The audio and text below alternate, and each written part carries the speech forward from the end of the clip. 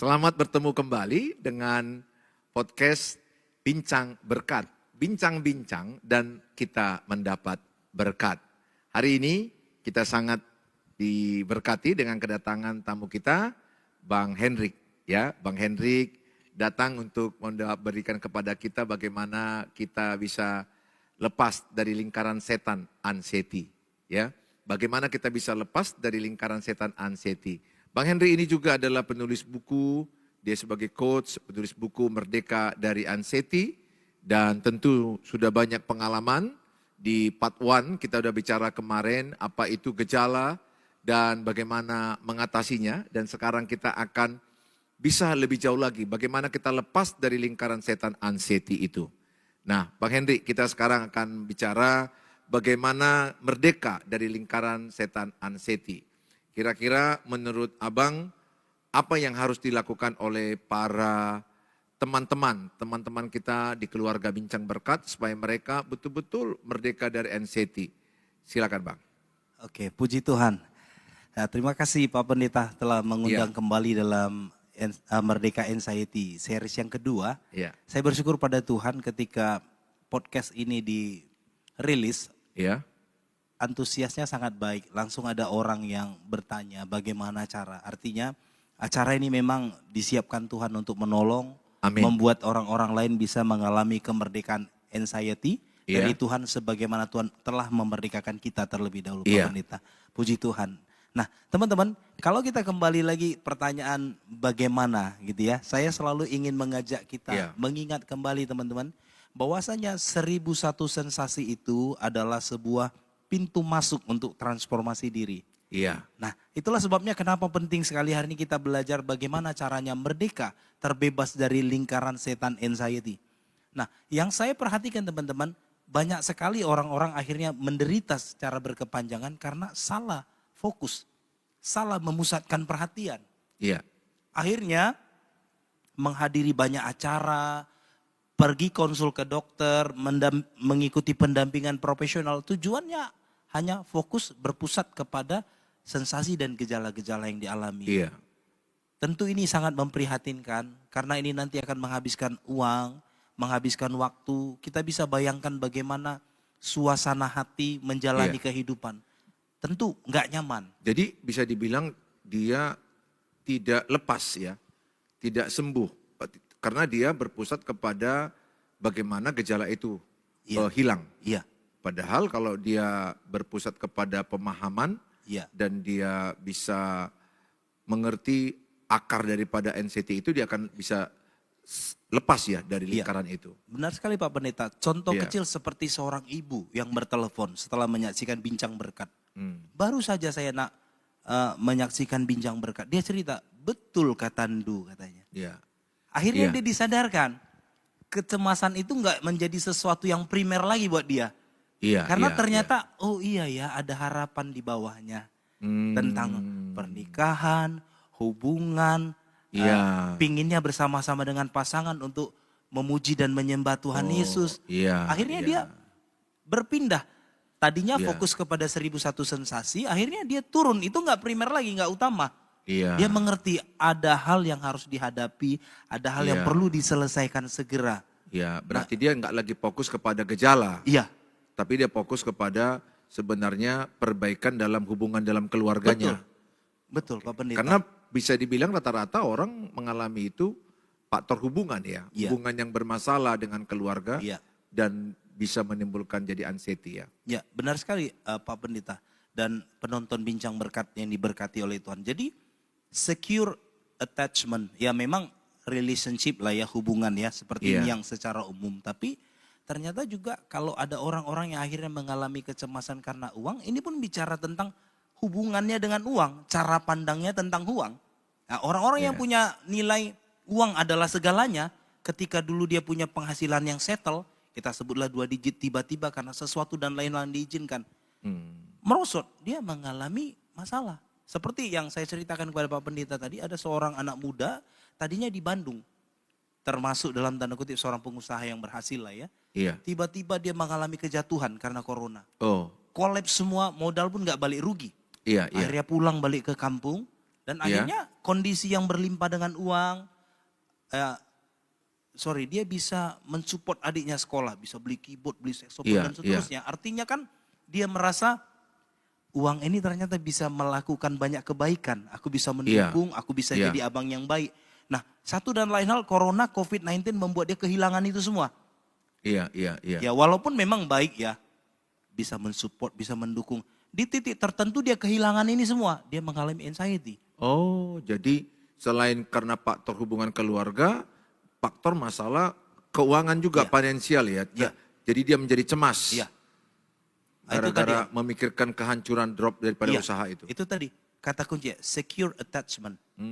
Hubungan itu tadi kan ada balik-balik lagi kepada rasa aman sebetulnya kebutuhan ini tadi. Iya. Biasanya tadi dia punya keuangan yang cukup, dia bisa melakukan banyak kebaikan, dia bisa menjadi anak yang berbakti, tiba-tiba karena satu dan lain hal diizinkan Tuhan dia kehilangan itu, dia merasa lumpuh, nggak punya kemampuan itu lagi. Iya, oke. Nah, Bang Henry, trigger ya, kalau trigger untuk yang biasanya ada pikiran negatif sehingga memancing gejala itu muncul, itu bagaimana ceritanya bisa? Trigger-trigger apa aja yang kadang membuat orang jadi bisa terpancing kepada gejala itu? Oke. Jadi satu hal yang penting dan mutlak, pemirsa Bincang Berkat ini berkati Tuhan dan Mama Pendeta, yang perlu kita lakukan adalah supaya nggak berputar-putar di lingkaran setan ini. Kita kan udah belajar nih. Iya. Memahami masalah adalah sebagian daripada solusi. Saat pikiran kita terganggu, saat ada rasa takut yang kita pendam begitu lama, ada emosi-emosi tertentu yang kita simpan, kita tekan. Nah, dia nanti akan memunculkan ke dalam bentuk komunikasi sensasi, perasaan tidak nyaman di bagian-bagian tubuh tertentu. Nah, jadi mohon dengan sangat, dengan kasih Kristus saya sampaikan kepada kita teman-teman, berhentilah untuk menghindari stresor. Nah, kita mulai sekarang belajar menghadapi. Menghadapi, karena Bapak berarti kita menghadapi ya. Menghadapi, jangan lari. Jangan lari, iya betul. Sebelum bisa menghadapi, kita perlu menyadari dulu apa sebenarnya seperti Ibu terkasih tadi temanya ternyata hubungan dengan pasangan. Dihadapi hubungan itu. Abang yang tadi kehilangan rasa aman karena dia tadinya hancur keuangannya. Iya, dia merasa jadi kehilangan semuanya, dia harus kan rasa hadapi aman. Kembali pelan-pelan. Jadi menghadapi, baru menerima. Menghadapi realita dan berdamai dan menerima. Betul, itu tadi menerima itu sebenarnya jalan yang paling mudah untuk memutus lingkaran setan anxiety ini. Makanya kita berharap dengan edukasi ini teman-teman nggak lagi fokus kepada gejala, nggak lagi sibuk mengusir-ngusir asap, nggak sibuk lagi menggunting-gunting bunga. Kita fokus kepada akar permasalahan, kita lihat sumber apinya mana. Itu yang paling penting. Oke, jadi Bincang Berkat kita ketika ada satu masalah, bukan kita lari, tapi kita coba menghadapinya dengan cara menerima dan berdamai dengan masalah itu, justru kita akan lebih sembuh ya, lebih lepas. Betul. Iya. Lebih tenang, iya. Lebih damai menjalannya. Menerima itu, menghadapi dulu, menyadari dulu, kita sedang ada dalam masalah, masalahnya apa, baru kita terima. Baru kita mulai berpikir bagaimana cara untuk menghadapi, how to solve the problem, bagaimana caranya, kan gitu ya. Iya, dan janji Alkitab juga kan dalam 1 Korintus 10 ayat 13 ya Bang, bahwa pencobaan-pencobaan yang kamu alami adalah pencobaan-pencobaan biasa yang tidak melebihi kekuatanmu dan Tuhan sudah menyediakan jalan keluar supaya kamu sanggup menanggungnya. Artinya sebenarnya semua masalah yang dihadapi kita itu sebenarnya dari Alkitab, bahwa kita sebenarnya sanggup dan kita lebih kuat dari masalah itu sebenarnya.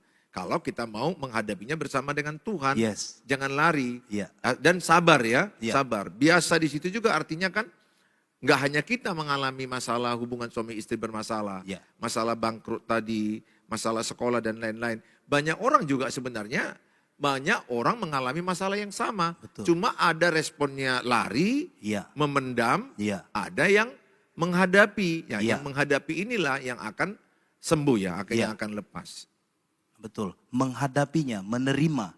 Ini menarik sekali Pak Pendeta, teman-teman pemirsa Bincang Berkat. David Hawkins telah menuliskan buku Power versus Force. Ketika kita takut, ketika kita khawatir, ketika kita cemas dan seterusnya.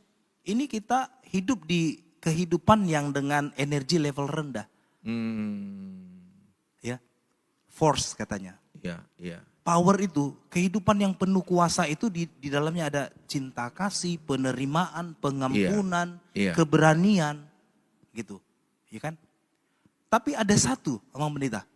Bagaimana cara berpindah dari zona takut khawatir tadi kepada kedamaian? Hanya satu, menghadapi dan menerima. Itu satu-satunya cara membuat kita mengalami peningkatan kesadaran. Menghadapinya dengan iman lah tentu Bang ya. Pasti. Bersama dengan Tuhan Pasti, ya. Iya. Pasti. Kalau kita berpusat kepada diri sendiri, ini yang membuat kita makin menjadi-jadi. Ini yang membuat kita akhirnya merasa, aduh udah matilah aku ini, gak ada lagi harapan buatku ini. Nanti ingat, pikiran kita ini jago dalam tanda kutip, mendramatisir, membuat cerita yang gak ada.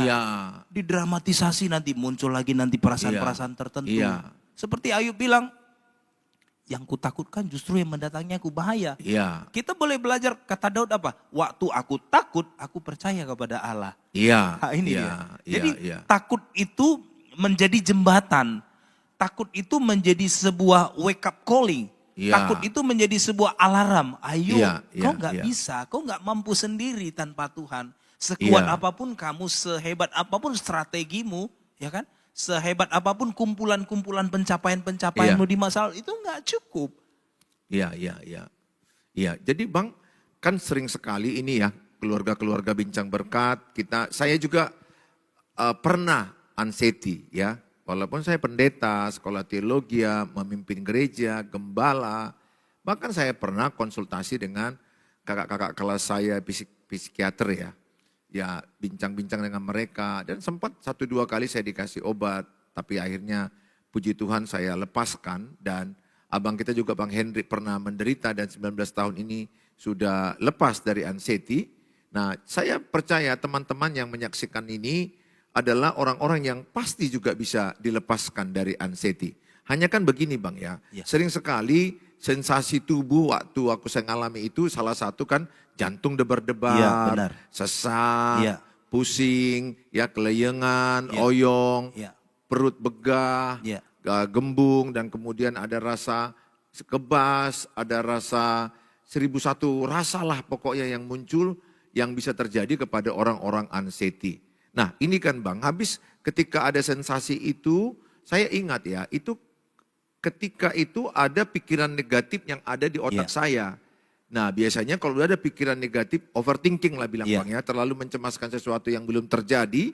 Dan akibatnya saya rasakan jantungku berdebar-debar langsung kok lebih cepat. Kemudian saya latih mengganti yang kupikirkan. Betul. Kupikirkanlah Danau Toba yang indah, kupikirkanlah anak-anakku dan istriku dengan aku baik-baik saja. Jantungku ternyata bisa mengalami denyut yang kembali normal. Lambat. Berarti kan interpretasi otak kita dengan apa yang kita pikirkan mempengaruhi denyut jantung, mempengaruhi gembung kita, perut kita yang begah dan yang lain-lain. Jadi menurut Abang bagaimana kita supaya jangan mutar-mutar terus kepada sensasi, tetapi teruslah kita memahami akar daripada masalah itu. Oke. Jadi kembali lagi kepada itu tadi. Menyadari dulu temanya apa ini masalahnya, kembali lagi. Apa akar masalahnya, menerima dan menghadapi, memilih kira-kira alternatif cara untuk menyelesaikan ini seperti apa. Minimal yang pertama kita harus punya teman bicara ya. Berkonsultasilah tentu kepada orang yang tepat ya. Kalau mungkin kita punya isu masalah keuangan, cari orang yang memang kompeten di bidang itu. Betul. Atau minimal ada orang yang pernah jatuh dan bangkit kembali. Minimal semangatnya, inspirasinya itu akan membangun kita. Kita nggak sendiri. Dia bisa, saya pasti bisa. Gitu. Jangan memilih untuk mengurung diri di kamar. Jangan memilih untuk terus nonton handphone di TikTok. Itu makin mengganggu pemikiran kita. Makin mengganggu. Nanti kita tergoda untuk melihat, jangan-jangan aku nih penyakit jantung, penyakit berat. Jadi berhenti googling. Berhenti googling ya. Berhenti. Lebih baik mencari teman yang nyata untuk berbicara. Tentu teman-teman harus selektif ya untuk mencari teman. Gitu. Jangan hanya sekedar berpikir untuk buang sampah. Takutnya sampah itu nanti jadi makin besar. lebih baik cari orang yang tepat. Cari komunitas yang sehat ya. Iya, komunitas yang sehat. Iya. Tapi memang Bang Henry biasanya ya, ini keluarga bincang ya, pengalaman saya dulu kena itu, gejala anxiety ini kita rasakan, tapi ketika kita ceritakan sama orang lain itu akan menganggap kita itu kurang beriman, kurang beribadah, kurang doa, sehingga yang ada penghakiman. Apalagi saya sebagai pendeta ada merasa malu kalau dianggap, wah ini pendeta kami ini kurang beriman. Ternyata sensasi yang muncul itu adalah biasa terjadi kepada semua orang yang mengalami anxiety. Nah, artinya itu general, semua kalau orang anxiety akan mengalami itu dan bukan faktor masalah dia kurang iman, tetapi masalahnya adalah yang saya lihat adalah adanya, ini dari dokter spesialis jiwa ya Bang, dia bilang keseimbangan hormon baik dan buruk di dalam saraf otak kita ini tidak seimbang, terlalu banyak yang hal-hal yang buruk yang menjadi penyebabnya. Coba saya waktu itu dianjurkan kan Bang untuk coba olahraga, mulai keluar, berkomunitas, ya aktif juga dengan bernyanyi, melakukan sesuatu yang semangat dan bahagia. Saya akhirnya mengalami kesembuhan ketika saya mulai memberanikan diri masuk kepada komunitas, bekerja kembali. Saya sempat 3 bulan saya tidak khotbah Bang. Saya tetap di kamar dan saya akhirnya mengurung diri, sempat mengasihani diri sendiri. Dan menikmati gejala yang mematikannya sebenarnya nggak ada, dan akhirnya ternyata itu adalah tipu daya iblis, dan bisa saya katakan itu adalah hanya sensasi daripada ketidakseimbangan hormonal, dan sekarang ya puji Tuhan saya bisa sembuh ya karena betul-betul belajar berdamai dan menghadapi masalah itu. Nah sekarang Bang, kenapa orang terhambat dengan merdeka anxiety? Kenapa ada orang banyak kan sekarang ini kan jadi mereka nggak sembuh-sembuh, ya mereka pergi kemana-mana mencari penyembuhan ke orang pintar kah, ke psikolog kah, psikiater kah, atau ke teman-teman lain, atau doa juga, doa sudah doa, tapi mereka nggak sembuh-sembuh. Kenapa ya Bang? Ya, itu tadi pemirsa bincang berkat yang diberkati oleh Tuhan dan Amang Pendeta. Iya. Itulah sebabnya kenapa saya mengajak teman-teman kalau sudah mengalami masalah anxiety atau isu-isu kesehatan mental, mohon jangan melekat kepada stigma. Kalau aku punya masalah ini, aku orang yang lemah iman, itu harus dibuang dulu ya. Karena ternyata teman-teman di buku Merdeka Anxiety saya menuliskan, Badan Kesehatan Dunia WHO pernah bilang, Amang, ternyata setiap orang, siapapun itu, mau setinggi apapun kemampuan akademisnya dan seterusnya, ini secara general umum. Setiap orang punya satu masa dalam periode kehidupannya berpotensi akan mengalami masalah yang berhubungan dengan tema-tema kesehatan mental. Oh, jadi setiap orang ya? Setiap orang. Jadi saya bisa ngerti kenapa ada pendekar di Brastagi sana yang pernah saya dampingi, sudah mengajar di dojo. Sampai teman saya juga pelatih atlet untuk anak-anak kebutuhan khusus, dia tanya, gimana itu Mang Pendeta? Kok pendekar bisa kena anxiety? Nah lagi-lagi kan ternyata ada stigma ya. Lemah. Bukan, ternyata dia sebelum mengalami kecemasan dia terkejut. Dia mengalami kecelakaan. Dia nggak menyangka itu bisa celaka begitu. Itulah pemicunya.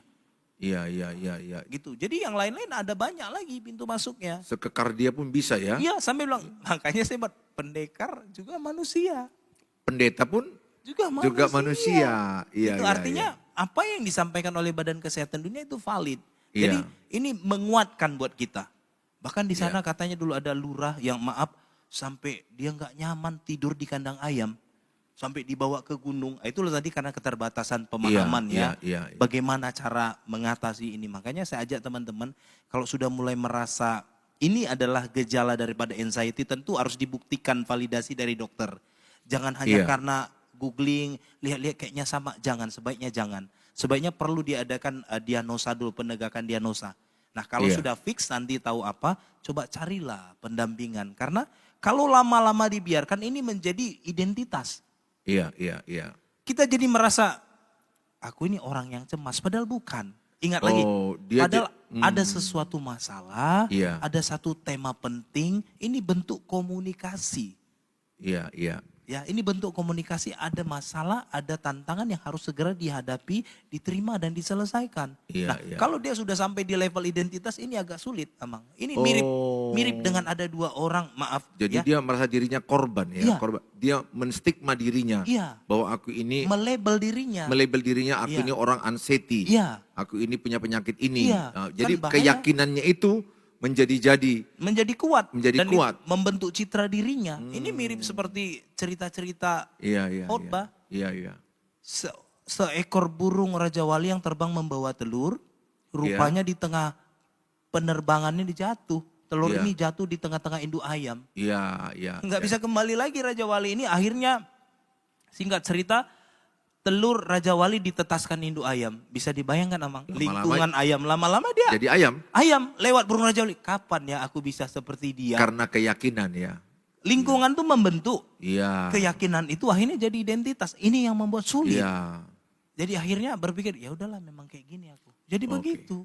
Ini bahaya. Inilah Iya. hati-hati teman-teman. Karena identitas ini kalau udah sampai di level identitas bahaya. Ya, artinya coba teman-teman rubah identitasmu.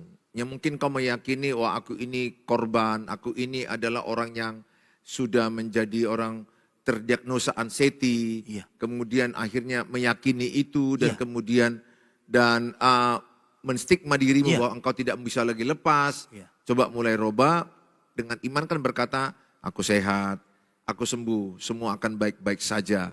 Karena Tuhan Yesus ada bersama dengan kita. Percayalah, ya mungkin ada yang enggak instan sih kadang-kadang. Saya juga butuh waktu ya. Iya benar. Ada orang yang sembuh itu 1 tahun, 2 Iya, tahun, 6 betul, bulan. betul. Ya rata-rata anxiety itu jarang juga sembuh instan. Benar. Ya bagi Tuhan gak ada mustahil. Tapi secara umum saya melihat butuh waktu.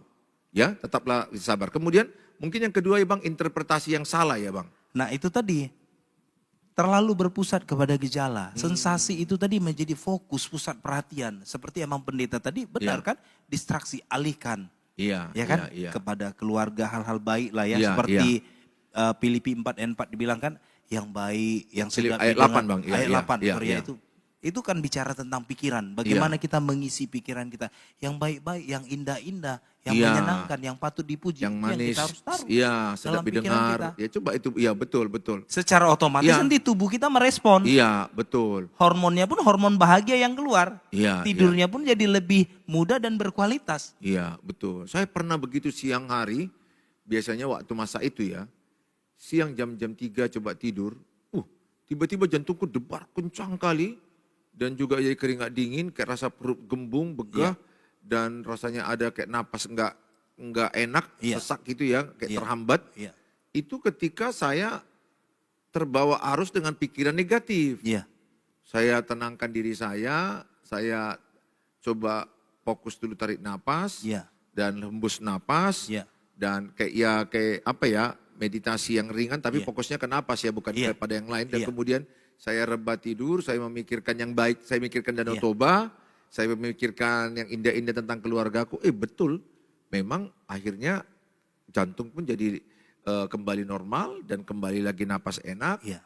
Gembungnya juga, begahnya juga jadi hilang. Jadi memang sangat pengaruh dengan masalah pikiran kita Bang. Benar, interpretasi kita menafsirkan ada bahaya. Ya itu padahal itu tadi karena ada rasa takut tadi, ada kecewa mungkin, ada merasa kasihan kepada diri sendiri, aku nggak sebaik orang lain dan seterusnya. Iya, betul.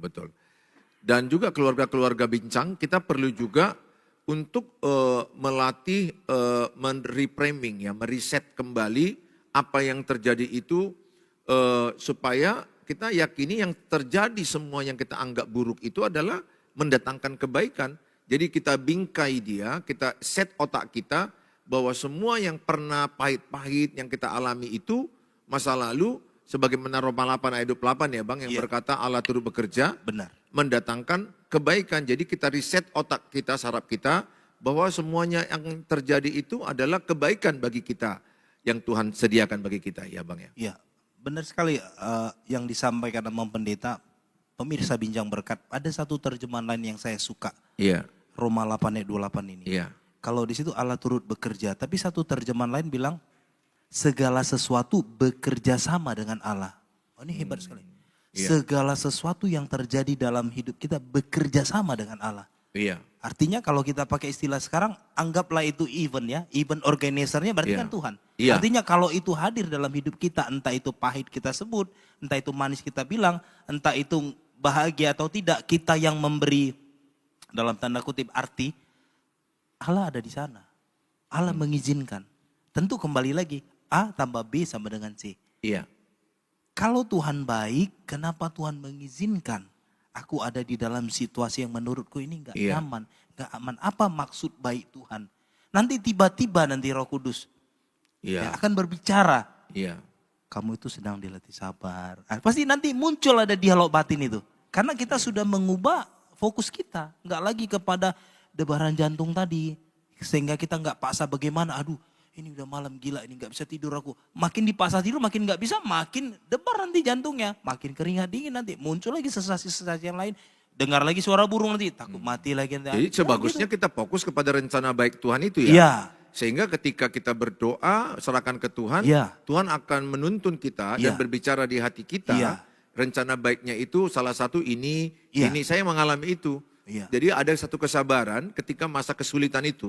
Masa kesakitan, masa ketidakenakan, Tuhan bicara ada rencana baik dan kemudian rencana baik ini mulai Tuhan jelaskan ke depan, masih dalam doa, tapi pelan-pelan kulihat jadi lebih fokusku ke arah rencana baik itu.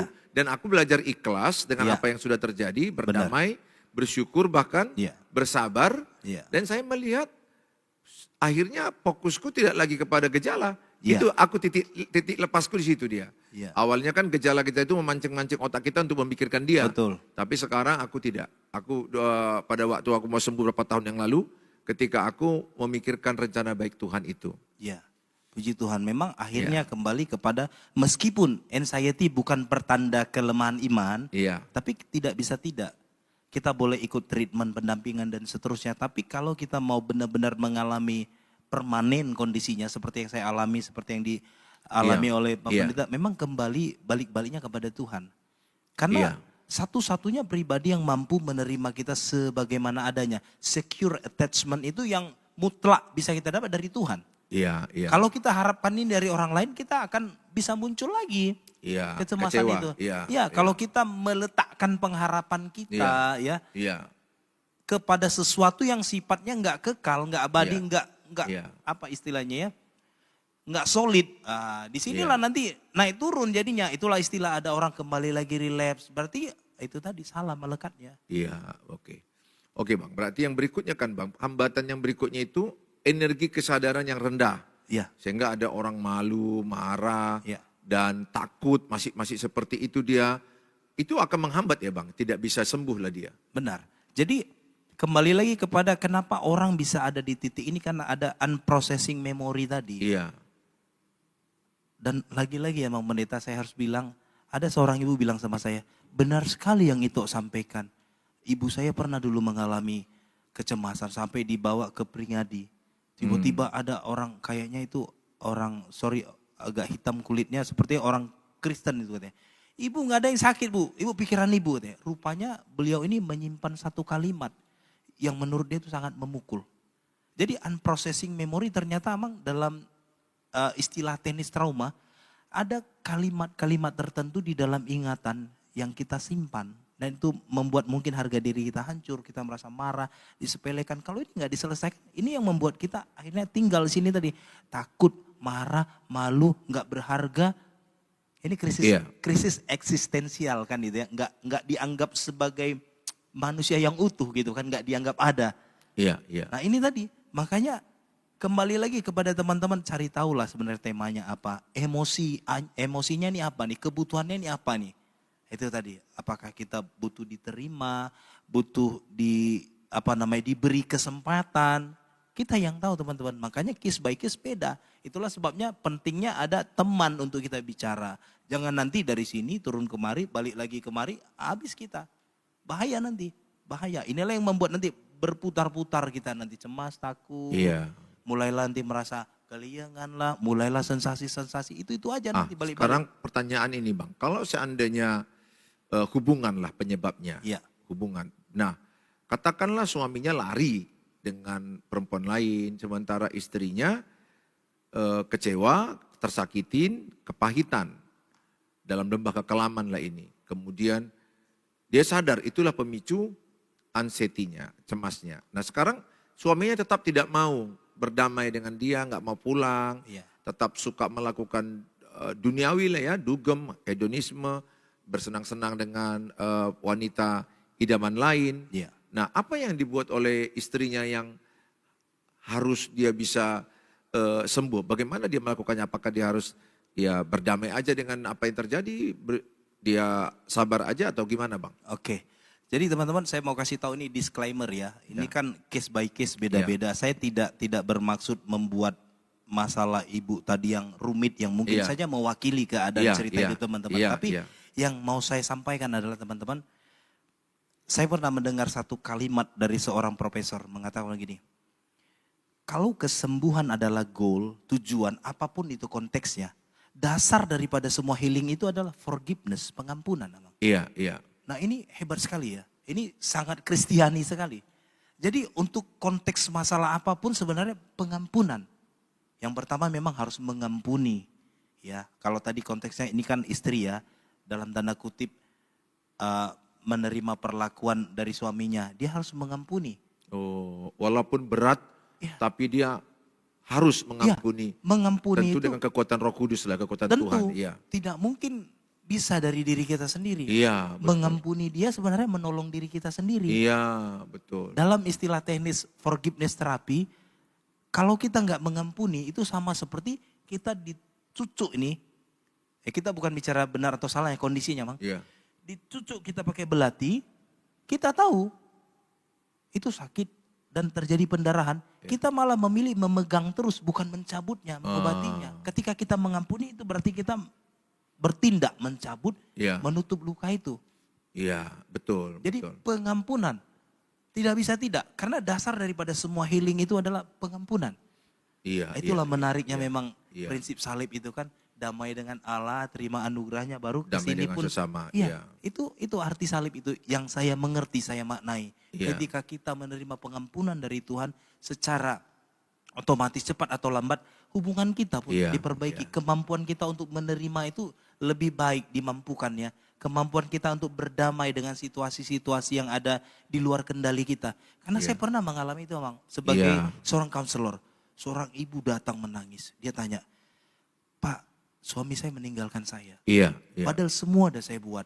Maaf saya tabiata. Di depan, di belakang, keliling sudah. Saya bilang, Inang, saya prihatin dengan kondisi Inang. Tapi saya mau bilang, keintiman itu bukan hanya bicara masalah posisi atau durasi.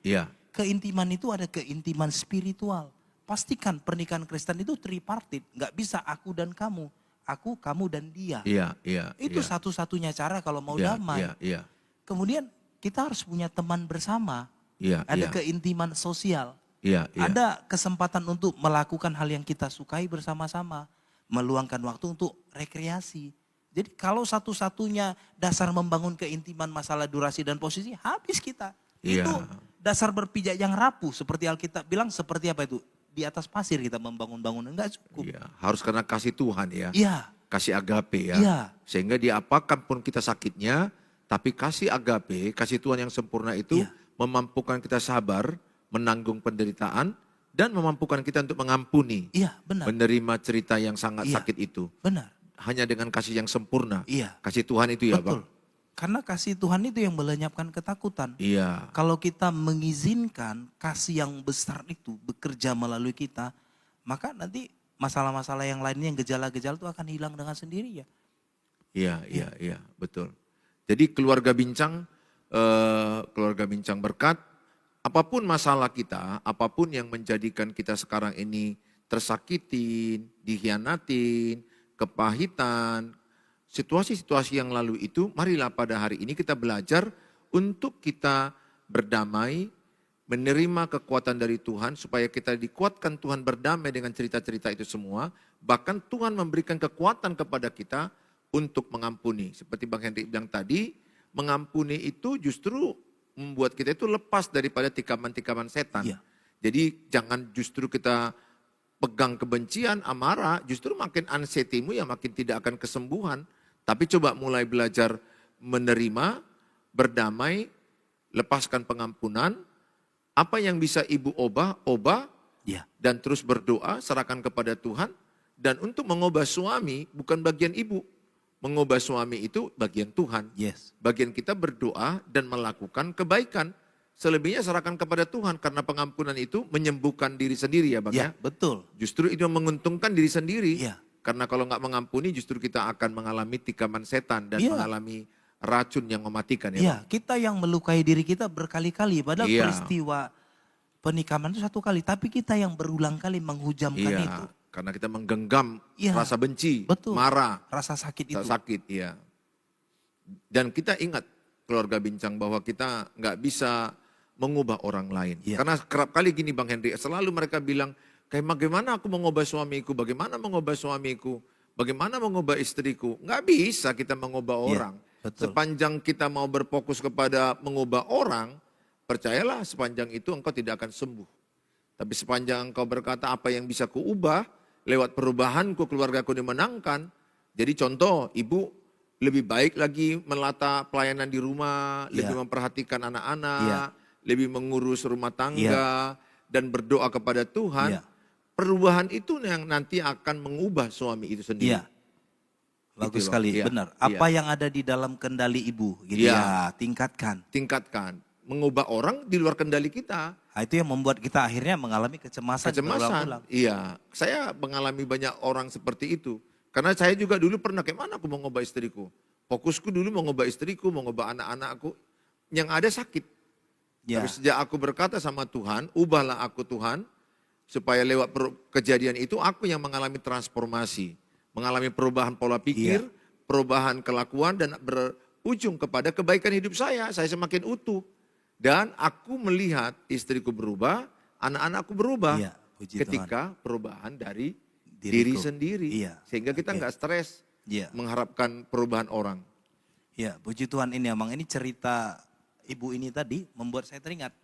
Jadi kata kuncinya kecemasan anxiety itu kebutuhannya rasa aman. Yang kedua, berhenti untuk mengontrol.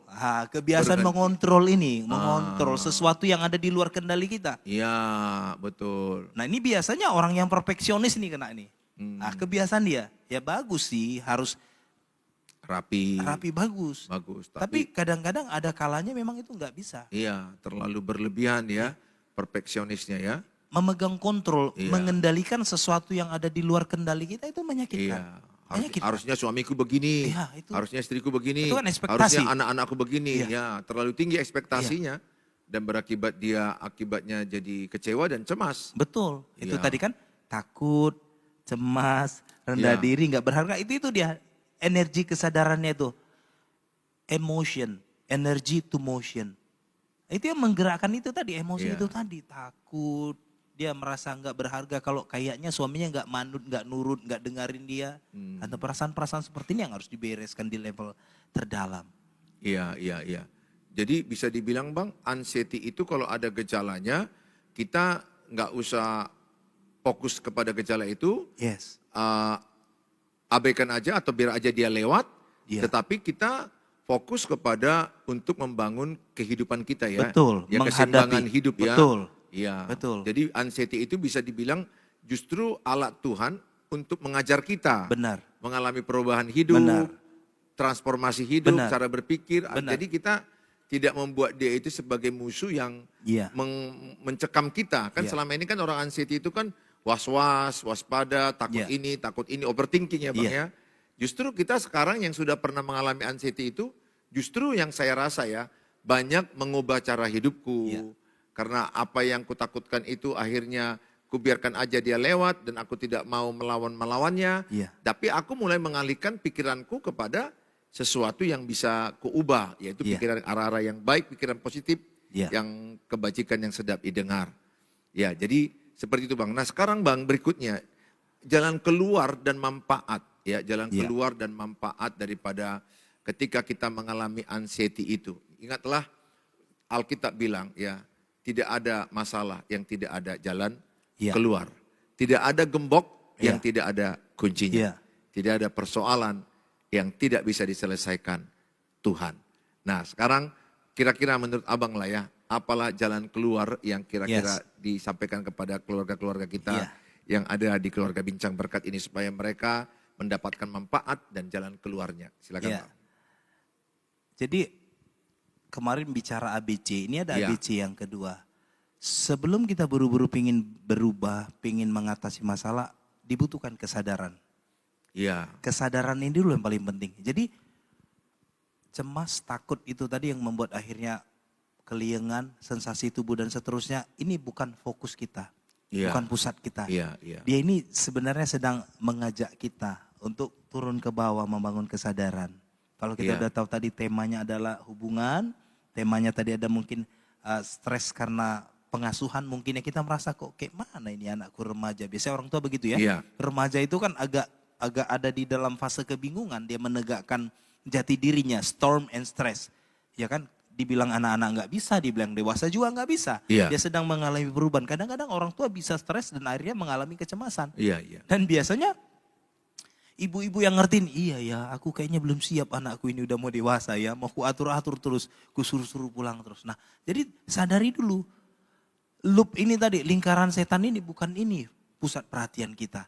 Tapi turun ke bawah, apa pesannya? Apa maknanya?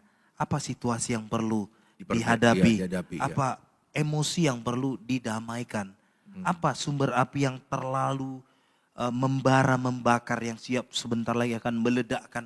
Ini dulu yang pertama, sadari dulu. Pindah fokus. Nah yang kedua, mulailah belajar itu seperti itu tadi. Secara Kristiani kita perlu menyadari nafas. Alkitab juga bilang kok, biarlah semua yang bernafas memuji Tuhan. Dan saya agak terkejut Abang. Ya dulu saya berpikir gini ya. Aku ini ngomong-ngomong gini, aku kan bukan dokter ya. Gitu kadang-kadang merasa gitu ya. Aku kan cuma pernah mengalami situasi dan akhirnya atas izin Tuhan belajarlah ilmu counseling. Dan ada lagi pendekatan-pendekatan terapis lain. Gimana aku bisa merasa percaya diri bicara ini. Sampai akhirnya Bang saya menemani anak saya Petra belajar di kelas 5. Ternyata dia belajar IPAS, ada bicara tentang sistem saraf. Ternyata kelas 5 SD udah dipelajari, sistem saraf itu ada di dalam tubuh. Jadi kata kunci untuk merdeka anxiety, rasa aman, berhenti untuk mengontrol sistem saraf, ketidakseimbangan sistem saraf. Saya mengerti ketika kita takut jantung berdebar, kita pikir ada penyakit berat, itu membuat kita ada bergerak di saraf simpatis. Padahal Tuhan mau kita mau hidup di saraf parasimpatis, itu yang membuat denyut jantung melambat, hati jadi tenang, itu kan hormon-hormon bahagia yang diproduksi. Nah ini membuat saya jadi, oh iyalah Tuhan pelajaran anak kelas 5 SD-nya aku sekarang aja baru belajar. Jadi merasa lebih yakin untuk menyampaikan ini edukasi kan, bukan sesuatu yang di luar keilmuan. Ternyata IPAS pun mengajarkan kita, sadari dulu. Fokus kepada nafas, kalau misalnya udah debar-debar jantung, fokus, sadari nafas mudah aja sebenarnya. Perhatikan keluar dan masuknya nafas kita. Tarik nafas lewat hidung, hembuskan melalui mulut. Mungkin ada teknik-teknik tertentu, tarik nafas melalui hidung secara sadar 4 hitungan, tahan nafas 4 hitungan, dan perlahan-lahan hembuskan dari mulut 6. Itu sebenarnya itu tadi untuk membuat kita berpindah dari saraf simpatis ke saraf parasimpatis. Akhirnya detak jantung melambat. Jadi lebih rileks ya. Lebih rileks, tenang. Karena kalau simpatis tegang kita. Tegang. Kayak itu tadi amigdala kayak dirjen memimpin. Amigdala mengeluarkan adrenalin. Dikirimkan. Bahaya gitu. Jadi udahlah, jadilah semua. Itu tadi kita perlu ini lewat nafas biasa. Berdoa itu udah pasti ya. Saat teduh ya. Menyembah Tuhan. Saat teduh, ya kan? memuji menyembah Tuhan. Betul. Bagus sekali karena itu tadi biarlah segala yang bernafas memuji Tuhan. Ketika kita memuji Tuhan mungkin awalnya agak sulit ya. Agak sulit. Jadi saya teringat apa yang dikatakan Martin Luther. Kita nggak bisa mengusir burung terbang lewat atas kepala kita. Karena desainnya memang demikian. Ya burung memang diciptakan Tuhan untuk terbang menggunakan kedua sayapnya. Tapi apa yang bisa kita lakukan? Apa yang ada dalam kendali kita? Ketika dia mau hinggap di atas kepala kita, dia mau bersarang, jaga pergi. Bisa kita usir. Ini bukan sarang burung. Gitu. Artinya kau nggak berhak atas pikiranku. Kau nggak boleh menakut-nakutiku. Semua baik dalam kendali Tuhan. Semua aman di dalam lindungan. Aku percaya. Kalau Tuhan dulu tolong aku, sekarang Tuhan dengan caranya. Mungkin aku nggak tahu bagaimana caranya. Tapi aku memilih untuk percaya. Tuhan pasti tolong aku. Yang ketiga, ubahlah pemaknaan tadi, interpretasi tadi. Iya. Jangan menganggap, aduh aku sakit berat, aku sakit ini. Kalau sudah divalidasi dokter jantung kita aman ya. Iya, iya. Asam lambung kita sebenarnya bisa dikendalikan kalau pikiran kita tenang, gak cemas. Ya Iya. sudah, lakukan saja. Ini cuma sensasi, lewat saja, biarkan saja. Oke. Yang keempat itu tadi, kembalilah kita kepada Tuhan. Satu-satunya kita menemukan kedamaian itu ya di dalam Tuhan. Iya. Ini sesuatu yang solid ya, sesuatu yang kekal dan abadi. Karena krisis kita ini sebetulnya krisis eksistensial. Iya, iya. Itu kan Betul, aku betul. merasa nggak bahagia, orang udah sampai di mana, itu kan masalah eksistensi diri. Iya. Kita harus melihat diri kita sebagaimana Tuhan melihat kita. Iya, iya. Ya. Kita harus belajar menerima diri kita, apalagi istilah midlife crisis ini kan diajarkan kita harus belajar menerima diri kita, jangan nge-push terlalu kuat. Karena di situ nanti kita nggak bahagia. Di umur 40 tahun ke atas kita mulai belajar agak melambat sedikit tuntutannya, ya kan? Itu tadi ekspektasinya direndahkan, upayanya kalau bisa ditingkatkan lebih baik, begitu. Betul, betul. Iya. Seperti itu kira-kira Pak Pendeta dan pemirsa Bincang Berkat. Ya, jadi bahkan teman-teman bahwa anxiety atau cemas yang pernah kita alami itu bagi saya ya Bang, itu jadi titik kebangkitan bagi saya. Benar. Titik ya kayak bisa dibilang new life, bukan new life lah ya, new history, sejarah baru. Nah, sejarah baru. Karena nggak semua orang loh bisa melewati anxiety. Iya, benar. Karena kalau bagi orang yang nggak melewati anxiety, kita itu dianggapnya kurang beriman, kurang berdoa. Yang ada penghakiman ya Bang, yang ada penghakiman. Saya juga sempat merasa seperti itu. Dan saya juga dulu menghakimi orang seperti itu karena nggak paham. Yang paham anxiety itu adalah orang yang pernah anxiety. Yang tidak pernah anxiety pasti dia nggak mengerti. Dan dia akan salah menafsirkannya. Nah teman-teman, saya mengajak kita sama-sama supaya justru masalah anxiety yang kita alami, yang mungkin teman-teman keluarga Bincang mengalami ini ya di keluarga, tolong jangan hakimi siapapun.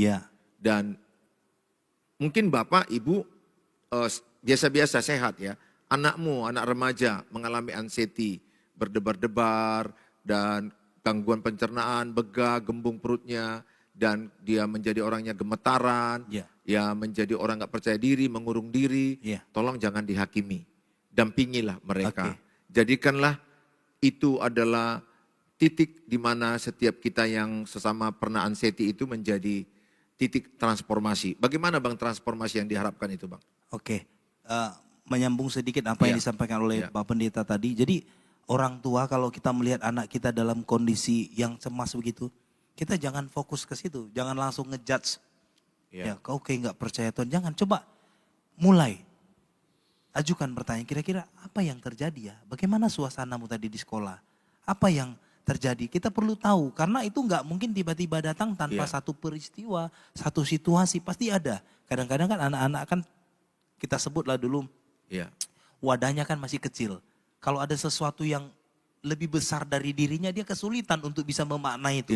Boro-boro anak-anak kita pun kadang-kadang kalau sesuatu yang nggak masuk akal, agak sulit kita untuk menerima itu. Jadi kalau kita misalnya punya, sebutlah dulu pasangan lah, anak atau orang terdekat kita, coba cari tahu. Kalau kita merasa nggak punya kemampuan, carilah teman yang mungkin bisa menjadi teman dia bicara. Supaya kondisi ini nggak berlama-lama, nggak jadi permanen, nggak jadi memunculkan keluhan-keluhan yang baru.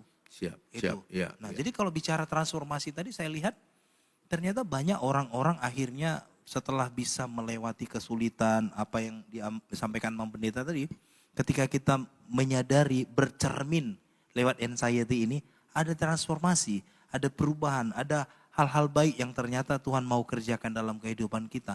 Yang pertama itu tadi, paling penting itu bagaimana supaya transformasi itu terjadi. Menyadari dulu.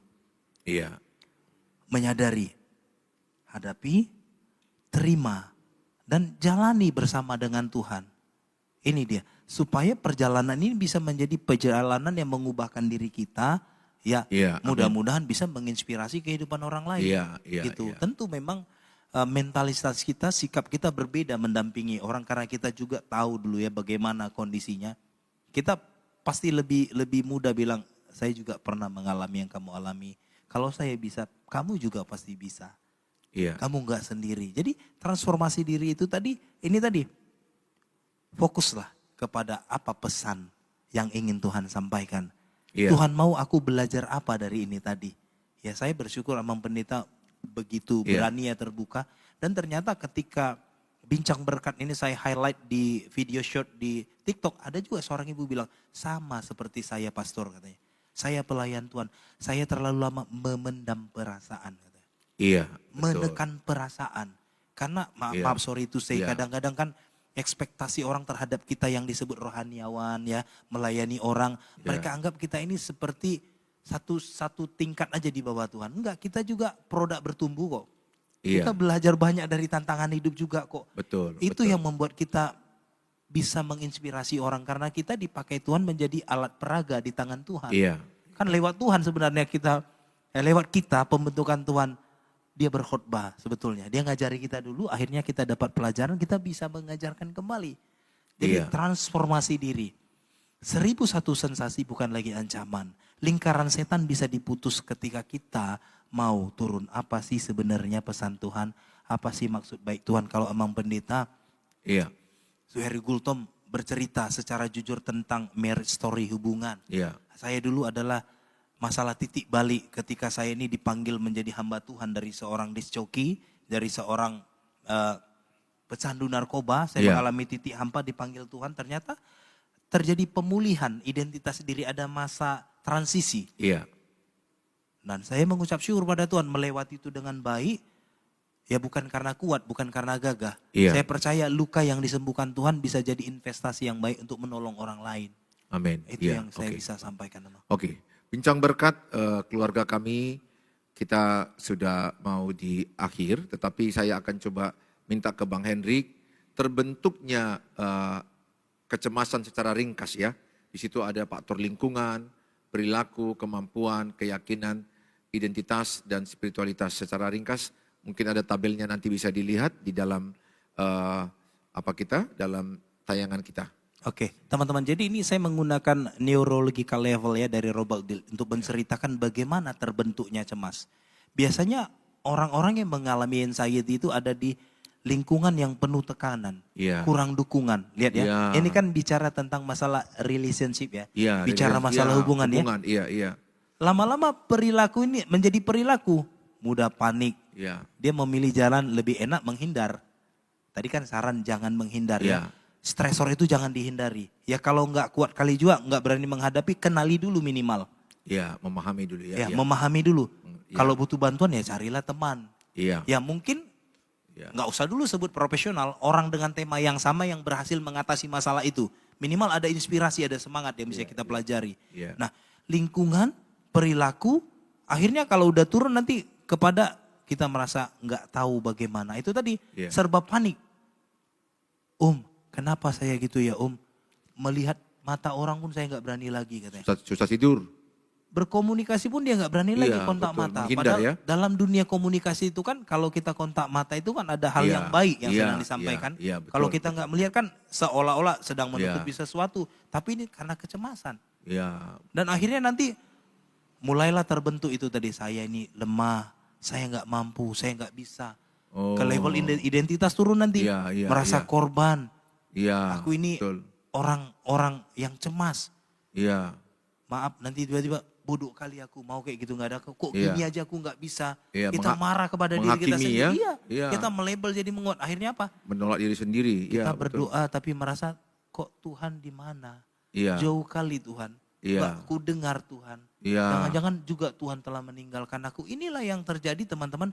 Kalau teman-teman membiarkan lingkaran itu berputar-putar. Itulah sebabnya teman-teman tayangan ini menginspirasi dan membuka jalan bagi semua teman-teman yang merasa butuh untuk pendampingan, untuk bertanya.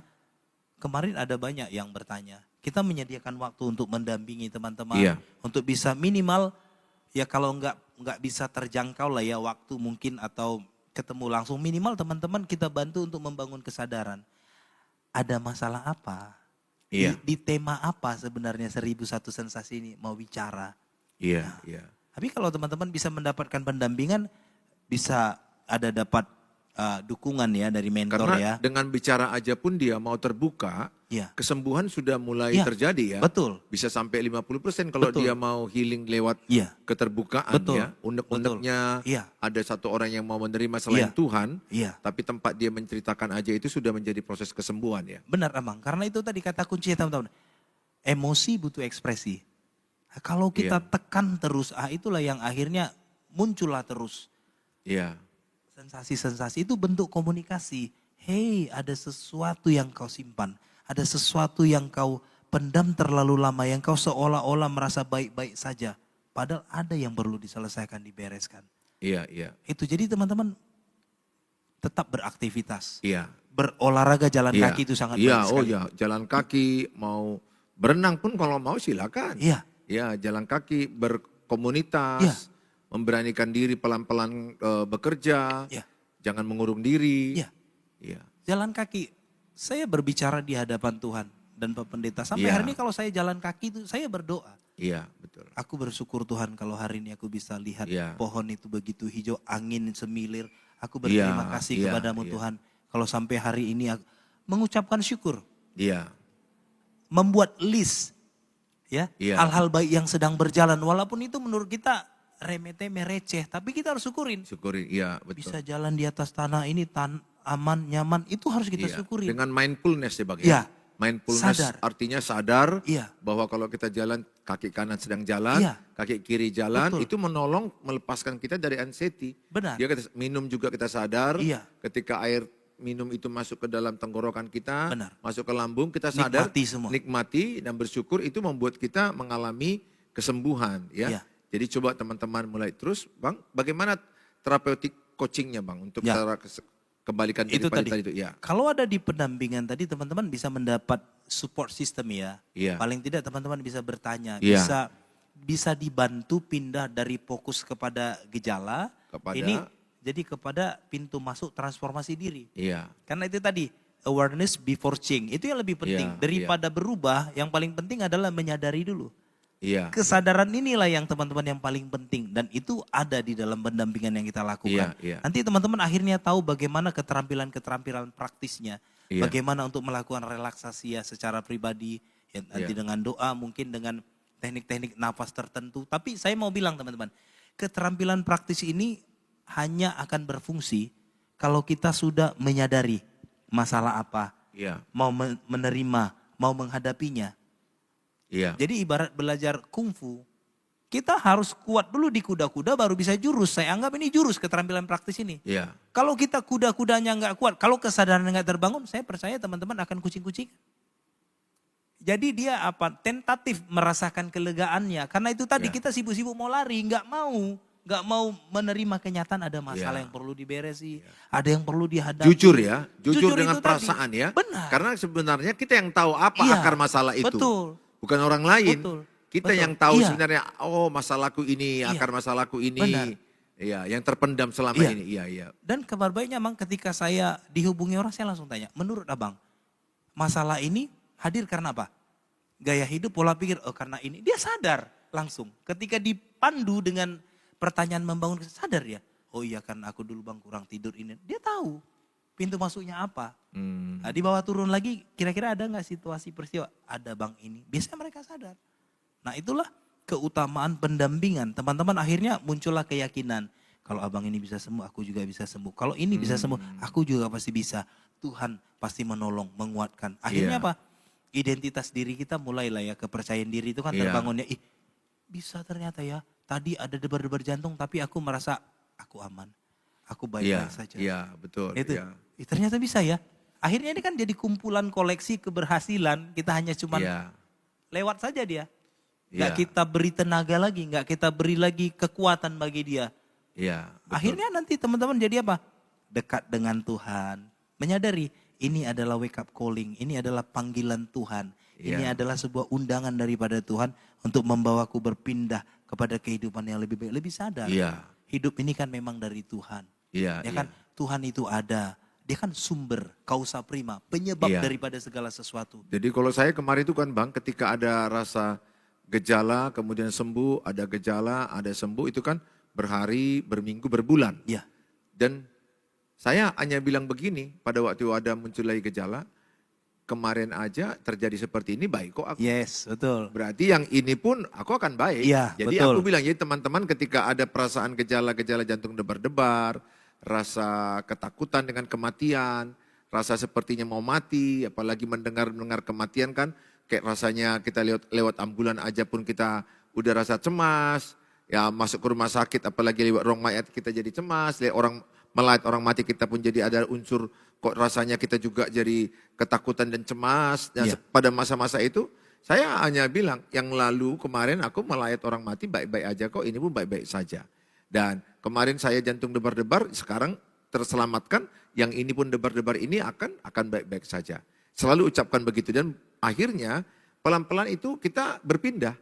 Enggak lagi berfokus kepada gejala-gejala, tapi berfokus kepada transformasi hidup, perubahan hidup apa, tujuan hidup apa yang Tuhan mau dalam hidup kita lewat proses yang berat itu. Seperti itu ya Bang ya? Iya, betul. Betul sekali ya Bang.